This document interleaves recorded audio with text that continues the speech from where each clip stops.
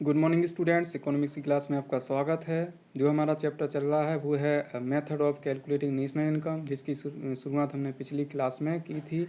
और हमने समझा था कि हम नेशनल इनकम को क्यों कैलकुलेट करते हैं। इसके साथ साथ जो इस कॉन्सेप्ट को जो विकसित करने में शुरुआती प्रयास रहे उन अर्थशास्त्रों को समझा के बारे में जाना था। और उसके बाद हमने सर्कुलर फ्लो ऑफ इनकम वाले मॉडल को समझा था, उसकी 3 फेजेज जो आपकी प्रोडक्शन, इसके बाद इनकम और तीसरी जो थी एक्सपेंडिचर, उनको भी समझा था। और उसके माध्यम से देखा था कि 3 मेथड हैं नेशनल इनकम को कैलकुलेट करने के, और जिनके नाम हैं आपके प्रोडक्ट मेथड, या इसी को हम वैल्यू एडेड मेथड बोलते हैं, और दूसरा है आपका इनकम मेथड, और तीसरा है एक्सपेंडिचर मेथड। तो कल हमने जो प्रोडक्ट मेथड है या वैल्यू एडेड मेथड है इसकी शुरुआत की थी।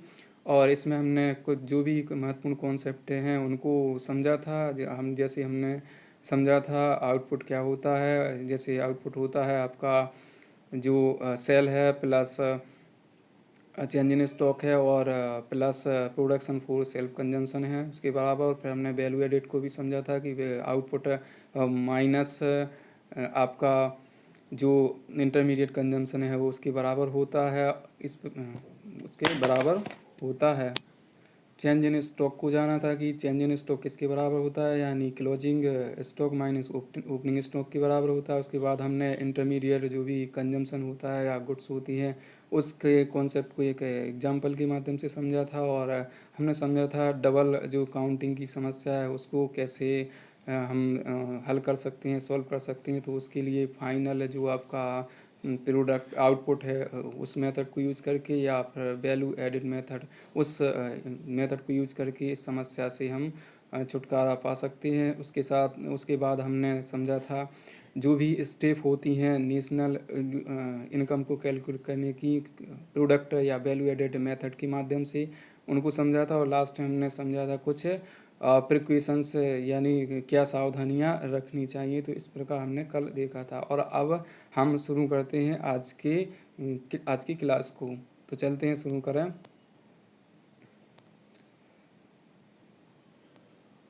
तो आज हम जो भी वैल्यू एडेड मेथड है उसके कुछ न्यूमेरिकल सॉल्व करेंगे।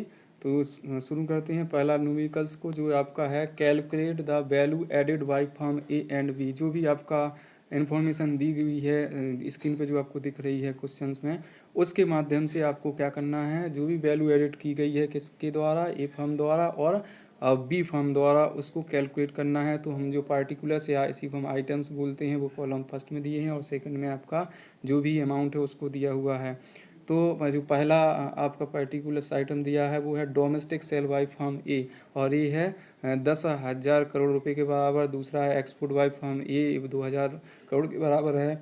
आपका तीसरा है परचेज बाय फर्म ए, 5,000 के बराबर है। और चौथा है सेल बाय फर्म बी, 6,000 के बराबर। और परचेज बाय फर्म बी ए 4,000 के बराबर दिया हुआ है। तो इसके माध्यम से हमें वैल्यू एडेड ए फर्म का और वैल्यू एडेड बी फर्म का देखना है। तो आपको कल इससे संबंधित जो भी फॉर्मूले थे मैंने आपको बताए थे, उन्हीं की मदद से इन संबंधित जो भी क्वेश्चन है इसको हम सॉल्व करते हैं। ये जो आपका फॉर्मूला है वैल्यू एडेड कैलकुलेट करने का, वो क्या होता है, आपने देखा था कि अगर हम वैल्यू ऑफ आउटपुट से माइनस इंटरमीडिएट कंजम्पशन कर देंगे तो आपको वैल्यू एडेड का पता चल जाएगा। तो हम सबसे पहले क्या करते हैं, जो ये फॉर्म है उसका वैल्यू एडेड को पता करते हैं, यानी वैल्यू एडेड बाय फॉर्म ए। तो इसमें हम क्या करेंगे, डोमेस्टिक सेल बाय फॉर्म ए और एक्सपोर्ट बाय फॉर्म ए। यहाँ एक चीज़ समझने के लिए है कि अगर सेल लिखा हुआ है क्वेश्चन में तो हम एक्सपोर्ट को उसमें इंक्लूड नहीं करते। क्यों नहीं करते, क्योंकि ऑलरेडी वो उसमें इंक्लूड रहता है। लेकिन अगर इस तरह से लिखा हुआ है कि डोमेस्टिक सेल, यानी डोमेस्टिक घरेलू अलग लिखा हुआ है और एक्सपोर्ट अलग लिखा हुआ है आपके क्वेश्चन में, तब हम इन दोनों को जोड़ के प्राप्त करते हैं टोटल सेल। क्योंकि हमारे देश में तो बेचा ही है फर्म में, साथ ही साथ कहाँ बेचा, विदेशों में भी बेचा है। क्योंकि एक्सपोर्ट का मतलब होता है कि सेल कहाँ किया गया है, दूसरे देशों में किया गया। तो इन दोनों को जोड़ देते हैं तो हमें जो भी वैल्यू ऑफ आउटपुट है वो पता चल जाएगी। और जो परचेज बाय फर्म है यही उसका क्या है, इंटरमीडिएट कंजम्पशन है। तो इसको हम माइनस कर देंगे तो हमें पता चल जाएगा कि इस संबंधित फर्म ने कितने की वैल्यू ऐड की है। तो यहाँ पर उसका जो आपका डोमेस्टिक सेल था वो 10,000 था, जबकि एक्सपोर्ट उसने किया था 2,000 के बराबर, और जब इसने जो इंटरमीडिएट कंजम्पशन किया है वो 5,000 के बराबर किया है। तो इसको हम कैलकुलेट कर लेते हैं और हमें कितना प्राप्त हो जाता है, 7,000 करोड़ रुपए के बराबर इसका वैल्यू एडिशन हमें पता चल जाता है। तो इसी प्रकार अब हम दूसरे जो भी आपका फर्म है उसकी वैल्यू एडिट का पता करते हैं।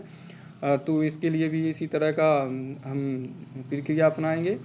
Value added by firm B, तो इसमें equal to sale by firm B, क्योंकि इसमें अलग से नहीं दिया है कि domestic sale by firm B या एक्सपोर्ट बाई फर्म बी, तो इस तरह से नहीं दिया। तो हम मान लेते हैं कि इसका जो भी सेल है वो टोटल इतने के ही बराबर है, और उसमें से हमने परचेज बाई फर्म बी, ये इसका क्या है, इंटरमीडिएट कंजम्पशन या इंटरमीडिएट जो भी गुड्स हैं वो है। तो ऐसी स्थिति में क्या करेंगे, इसका 6,000 के बराबर इसने सेल किया और 4,000 के बराबर इसका इंटरमीडिएट कंजम्पशन है। तो ये इंटरमीडिएट कंजम्पशन ही इसकी लागत है। तो लागत घटा देंगे जो भी इसका वैल्यू है टोटल, तो हमें जो भी पता होगा वो हमें वैल्यू एडेड पता चल जाएगा। 2,000 के बराबर इसकी वैल्यू एडिशन हमें यहाँ पता चल गई। अब और आगे वाला क्वेश्चन हम लोग सॉल्व करते हैं। आपको अगले क्वेश्चंस की जो भी इन्फॉर्मेशन है वो स्क्रीन पे दिख रही होगी। तो इसमें हमें क्या करना है, इसको समझते हैं पहले। फ्रॉम द फॉलोइंग डेटा, जो भी डेटा दिया है अबाउट ए फर्म, एक फर्म का, फॉर द ईयर, जो ईयर है काउंटिंग ईयर वो 2018-19 है। Calculate the net value added at market price during that year, यानी उस ईयर की संबंधित फर्म का वैल्यू, जो भी नेट वैल्यू एडेड है उसको पता करना है। एक फर्म के मामले में नेट वैल्यू एडेड को हम NVAMP बोलेंगे, लेकिन अगर पूरे ही जो भी आपकी डोमेस्टिक टेरिटरी है उसकी सारी फर्म और सारे सेक्टरों को इंक्लूड कर दें तो यही आपका क्या बन जाता है, ये बन जाता है आपका NDPMP। ये क्या है रियल में, NDPMP, अगर हम सभी फर्मों और सभी सेक्टर का एक डोमेस्टिक टेरिटरी के अंतर्गत इकोनॉमी की बात करें तो इसमें जो पार्टिकुलर्स दिए हैं इसमें आपके कॉलम में आप देख सकते हैं, sale, closing stock, opening stock, indirect taxes, efficiency, intermediate consumption, purchase of raw material और रेंट है। तो इसके अमाउंट यहाँ देखे हैं आप, इसको देख सकते हैं, और इसके इनको हम कैलकुलेट करके, तो हमें क्या पता करना है, NVA@MP, तो उसको पता करते हैं। तो चलते हैं आगे फॉर्मूले पर, इसको हम कैसे कैलकुलेट करते हैं। तो ये आपका फॉर्मूला दिया हुआ है, यानी net value added at market price. तो इसमें हम क्या करेंगे, जो भी सेल है उसको, और चेंज जो भी क्लोजिंग स्टॉक है माइनस ओपनिंग स्टॉक, क्योंकि यहाँ पर चेंज इन स्टॉक नहीं दिया तो उसके कंपोनेंट दिए हुए हैं, तो उनके माध्यम से हम इसको पता कर सकते हैं। और इसके साथ साथ हमें क्योंकि नेट वैल्यू पता करनी है तो हमें जो भी जी की वैल्यू है उसको एन में बदलना है, तो हम क्या करते हैं, डेप्रिसिएशन को माइनस करते हैं। तो यहाँ डेप्रिसिएशन क्या है, ये डेप्रिसिएशन दिया हुआ है, और इसके साथ साथ जो भी संबंधित उसकी कॉस्ट है वो भी दी हुई है, किसके नाम से, इंटरमीडिएट कंजम्पशन के नाम से। क्योंकि आपको मैंने बताया था कि जो वैल्यू एडेड है उसका फॉर्मूला क्या होता है, वैल्यू एडेड का फॉर्मूला होता है आपका वैल्यू ऑफ आउटपुट और माइनस इंटरमीडिएट कंजम्पशन।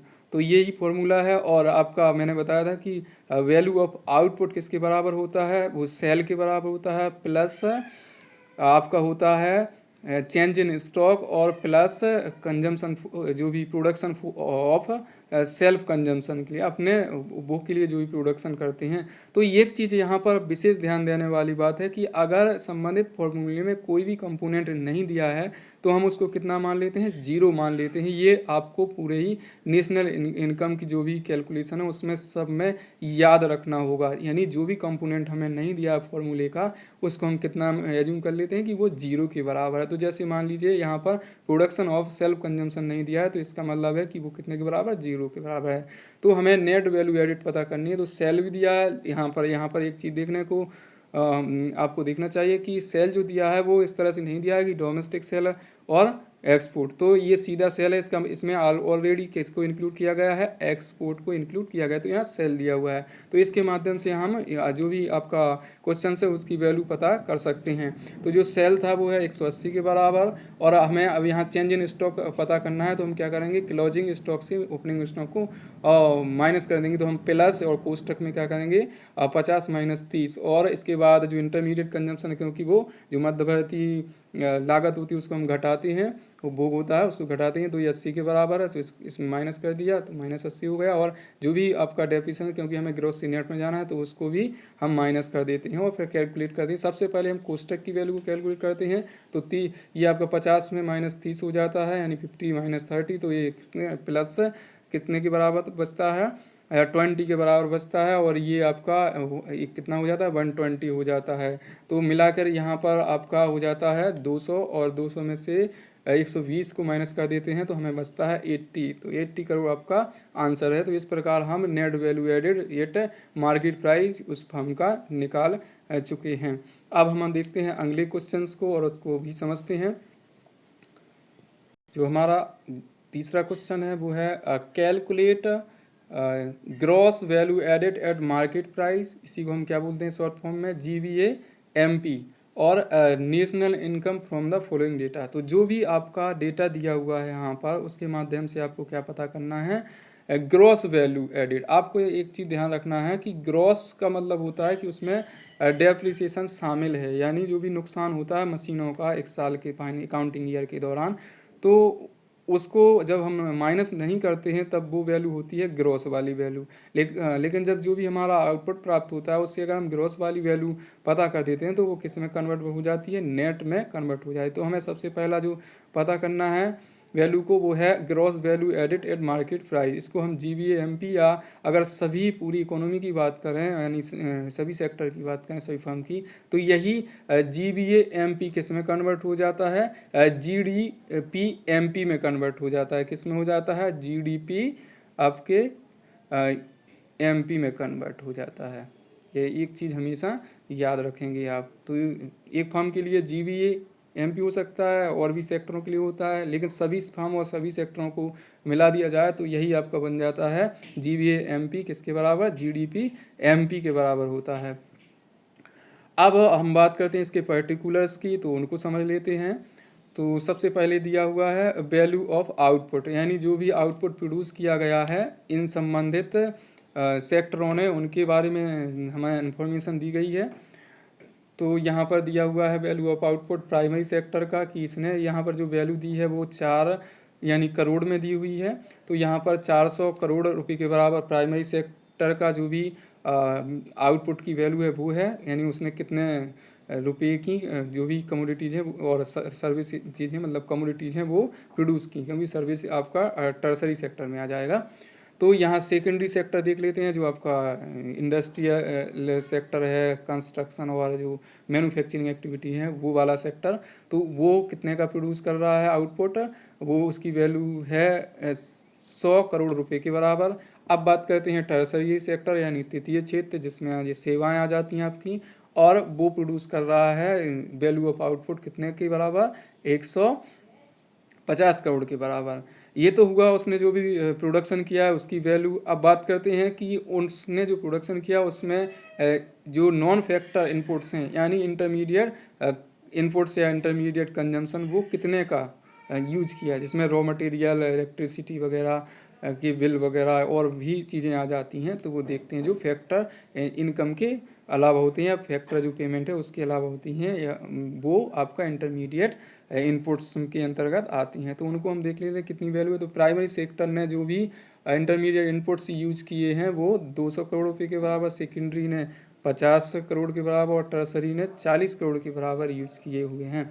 अब हम बात करते हैं कि गवर्नमेंट ने कितना इनडायरेक्ट टैक्स लिया हुआ है इन सभी सेक्टरों से, यानी जो हमारा अगला पर्टिकुलर्स है वो है indirect tax paid by all sector. तो सभी जो भी सेक्टर हैं आपके तीनों, उनके द्वारा कितना इनडायरेक्ट टैक्स को पे किया गया है, वो है 20 करोड़ रुपए के बराबर। इनडायरेक्ट टैक्स आप जानते हैं जैसे GST।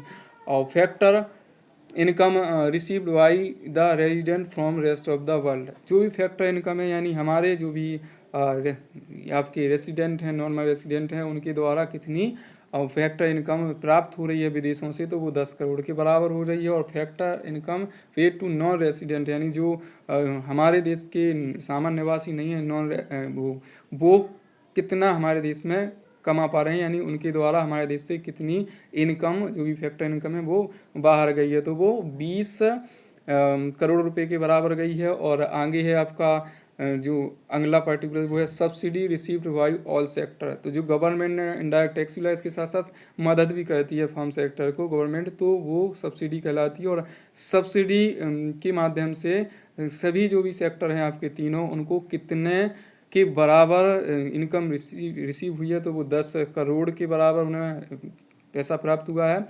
और आपका जो आखिरी पर्टिकुलर दिया हुआ है क्वेश्चन वो है consumption of fix capital of all sector. तो जो भी तीनों सेक्टर हैं उनमें जो मशीनें वगैरह लगी हुई हैं, फिक्स एसेट लगी हुई हैं, उनमें कितना नुकसान हुआ है एक अकाउंटिंग ईयर के द्वारा, यानी जो भी आपका यहाँ डेप्रिसिएशन है उसका नाम क्या दिया हुआ है, यहाँ कंजम्पशन ऑफ फिक्स कैपिटल दिया हुआ है। तो वो सभी क्षेत्रों का नुकसान कितने के बराबर हुआ, डेप्रिसिएशन वो 40 करोड़ के बराबर हुआ है।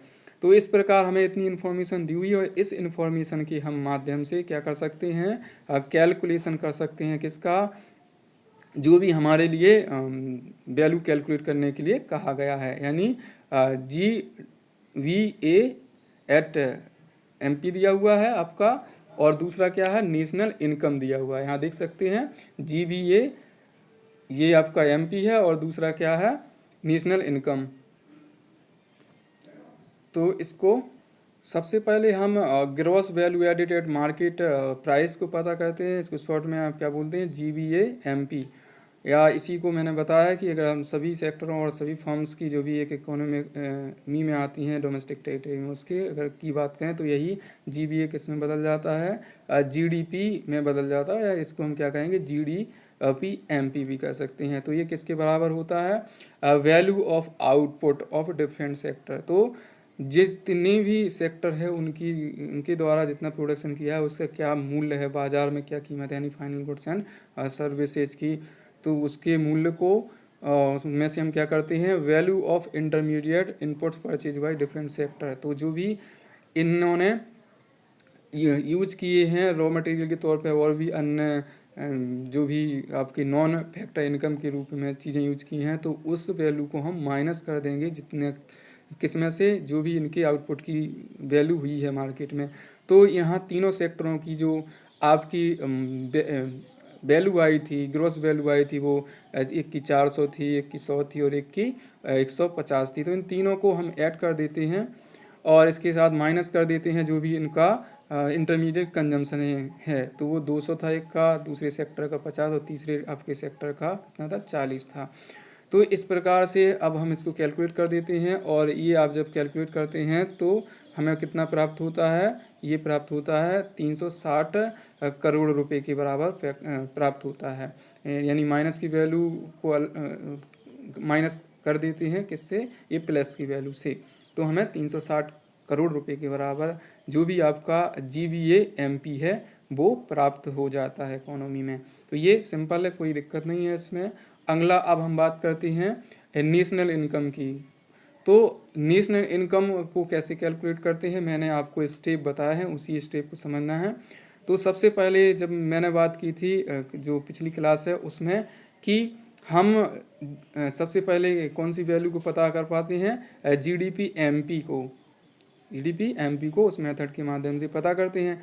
तो यहाँ पर जो भी आपका GVA अभी जो हमने क्वेश्चन सॉल्व किया है उस को किस नाम से जानते हैं, और वो हो जाएगा आपका GDP MP। बिल्कुल सही। तो GDP MP आपका जब प्राप्त हो गया है तो हमें GDP MP से कहाँ पहुँचना है, हमें पहुँचना है, नेशनल इनकम का मतलब क्या होता है, NNP आपका होता है, FC होता है। आपको अच्छे से बताया मैंने कि NNP FC को हम क्या करते हैं, कहते हैं नेशनल इनकम बोलते हैं। और आपको अब यहाँ क्या क्या करना है ये समझ लेते हैं। यहाँ पर आपको देखना है कि हमें G को किस में बदलना है, N में बदलना है, D को किस में बदलना है, N में बदलना है, और P को इसमें कोई चेंज नहीं करना है, और MP को बदलना है आपको एफसी में यानी फैक्टर कॉस्ट में। तो हम क्या करते हैं, जी को एन में बदलने के लिए डेप्रिसिएशन का यूज करते हैं, और डी को एन में बदलने के लिए आप यूज करते हैं एन एफ आई ए, और एम पी को आप एफ सी में बदलने के लिए नेट का यूज करते हैं। तो उन्हीं चीज़ों को हमें यहाँ यूज करना है। तो हम देखते हैं इसका फॉर्मूला, नेशनल इनकम यानी N N P F C equal to gross domestic product at market price, यानी ये क्या है, जीडीपी एमपी, जो अभी हम लोगों ने पिछले क्वेश्चन में सॉल्व कर लिया। वो कितने के बराबर आया था, 360 करोड़ रुपए के बराबर आया था। तो उसमें से अब हमें क्या कर देते हैं, कंजम्पशन ऑफ फिक्स कैपिटल, ये क्या है, डेप्रिसिएशन, तो हम एन में पहुंच जाते हैं, एन में। तो ये आपका कितना दिया है, आपके क्वेश्चन में आप देख सकते हैं, ये 40 करोड़ रुपए के बराबर दिया है, तो इसको माइनस कर दिया। अब हम क्या करेंगे, जो भी एम पी है इसको किस में पहुंचना है, एफ सी में, तो हम माइनस कर देंगे नेट को, किसको माइनस कर देंगे, नेट को माइनस कर देंगे। तो नेट नहीं दिया है तो उसके जो भी कंपोनेंट हैं वो दिए हैं, उनके माध्यम से हम नेट पता कर सकते हैं। तो ये आपका है minus indirect tax plus subsidy, क्योंकि अगर यहाँ कोष्टक लगा दें तो क्या होगा, माइनस नेट, यही करेंगे ना, क्योंकि हमें एमपी से कहाँ जाना है, एफसी में जाना है, तो माइनस नेट करेंगे, तो नेट नहीं है तो उसके कंपोनेंट लिखेंगे, तो यहाँ इनडायरेक्ट टैक्स प्लस सब्सिडी होता है।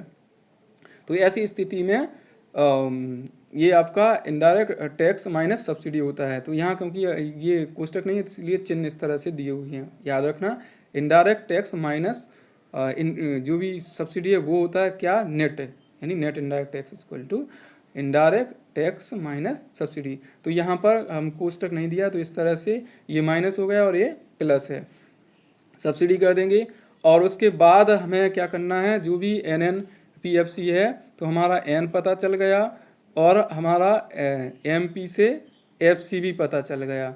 अब हमें केवल एक चीज़ पता करनी है, और वो करना है जो डी है आपका डोमेस्टिक, उससे पहुंचना है एन में। तो हम एन जो एफ आई ए यानी net factor income from abroad को कैलकुलेट करके उसमें जोड़ देंगे। तो फैक्टर इनकम वो तो दिया नहीं है एन एफ आई ए, तो उसके कंपोनेंट दिए हैं। तो factor income received by the resident from rest of the world, तो विदेशों से जो हमारे निवासी हैं वो कितनी फैक्टर इनकम प्राप्त कर रहे हैं, उससे माइनस कर देंगे factor income paid to non resident, यानी जो विदेशी हमारे यहाँ प्राप्त कर रहे हैं उसको हम घटा देंगे। तो इस प्रकार से हमें क्या प्राप्त हो जाएगा, एन एफ आई ए प्राप्त हो जाएगा फीफा माइनस फीटा से। तो ये इसकी वैल्यू हमने क्वेश्चन में देखी हुई है।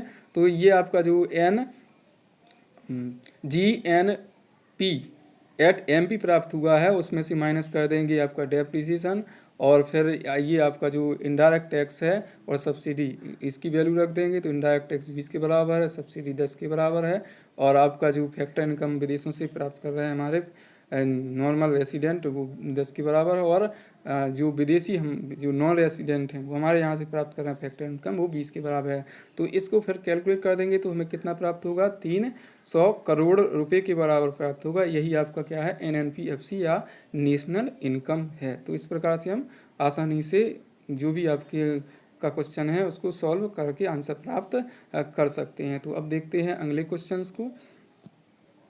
From the following data calculate, ये वाले में दिया है वैल्यू ऑफ आउटपुट, और दूसरा क्या निकालना है आपको, इंटरमीडिएट कंजम्पशन, और तीसरा वैल्यू निकालना है आपको net value added at factor cost. इसको शॉर्ट में क्या लिख सकते हैं, NVAFC, यानी net value added at factor cost निकालना है। तो ये जो भी आपके पर्टिकुलर आइटम दिए गए हैं उसकी इन्फॉर्मेशन दी है, उसके माध्यम से हम इसको कैलकुलेट करते हैं। जो हमारा पहला पार्टिकुलर है वो है purchase of raw material from domestic market, जो 600 करोड़ के बराबर है।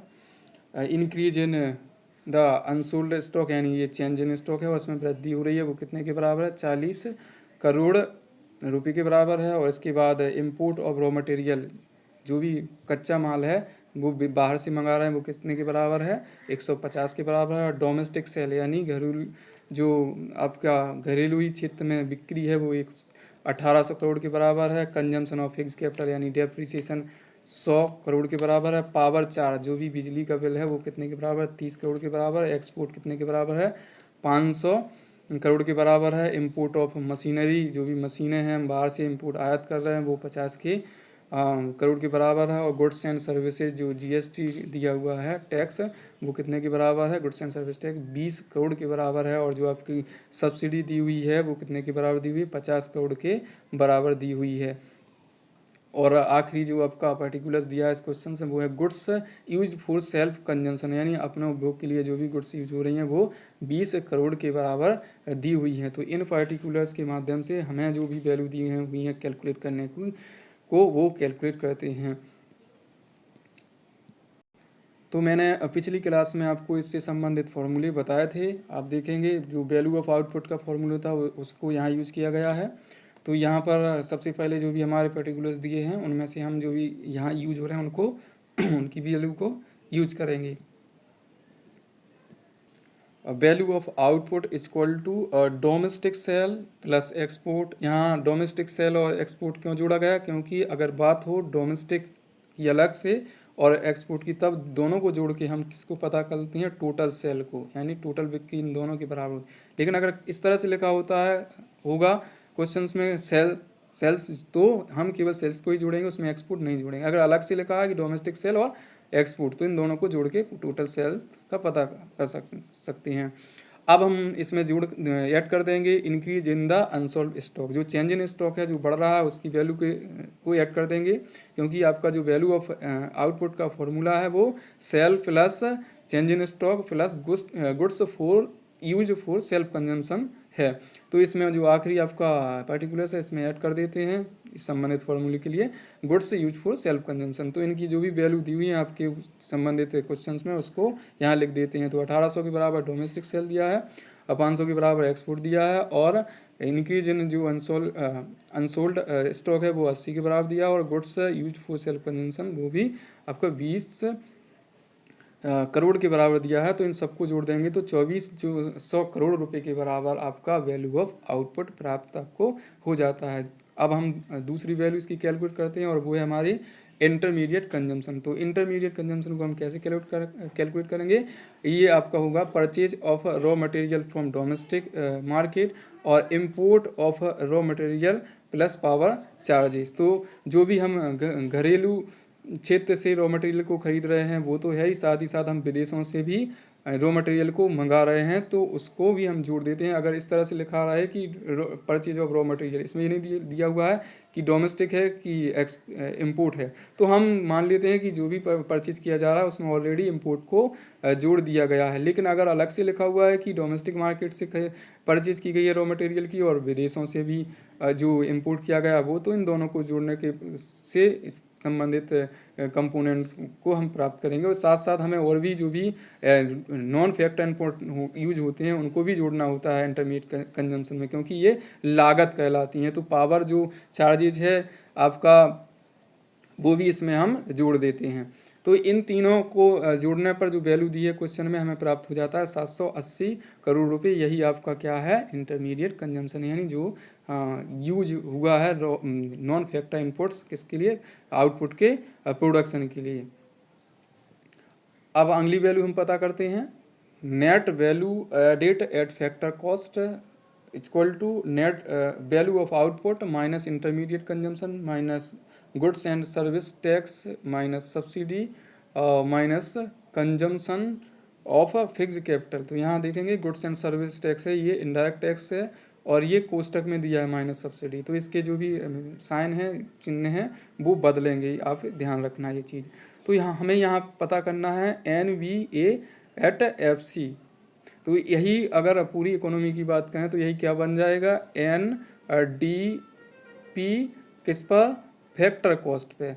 तो आपको पता है, हम लोगों ने देखा है कि जो वैल्यू ऑफ आउटपुट है अगर उससे हम इंटरमीडिएट कंजम्पशन को माइनस कर देते हैं तो हमें क्या पता चल जाता है, ये पता चल जाता है GDP MP पता चल जाता है। तो इन दोनों के माध्यम से हमें GDP MP पता चल जाएगा, क्योंकि वैल्यू हमने कैलकुलेट कर ली है।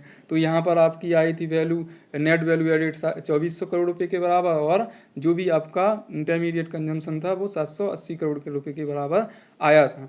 तो यहाँ पर हम क्या करेंगे, अब हमें जी से किस में बदलना है, N में बदलना है, D सेम रहेगा, P भी सेम रहेगा, और MP से आपको FC में बदलना है। तो यहाँ एन में जाना है तो माइनस डेप्रीसिएशन करेंगे, और एमपी से एफसी में जाना है तो यहाँ माइनस क्या कर देंगे, नेट कर देंगे। तो नेट की कंपोनेंट दिए नहीं तो सीधी सी बात है, नेट डायरेक्ट नहीं दिया तो उसके कंपोनेंट दिए हैं और उनकी वैल्यू लिख के हम इसको पता कर सकेंगे।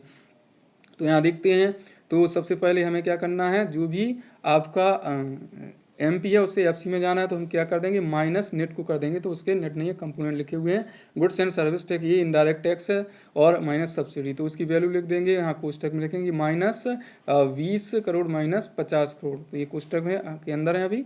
और माइनस ये क्या है आपका, कंजम्पशन ऑफ फिक्स कैपिटल, यानी ये डेप्रिसिएशन है, डी है, तो इसको कर देंगे। तो यहाँ पर कोष्टक को सबसे पहले ओपन करेंगे तो ये वैल्यू वही रहेगी, और यहाँ पर माइनस 50 करेंगे, किस में से, प्लस के 20 में से, हमें माइनस की वैल्यू पता चलेगी 30 के बराबर, और ये माइनस 100।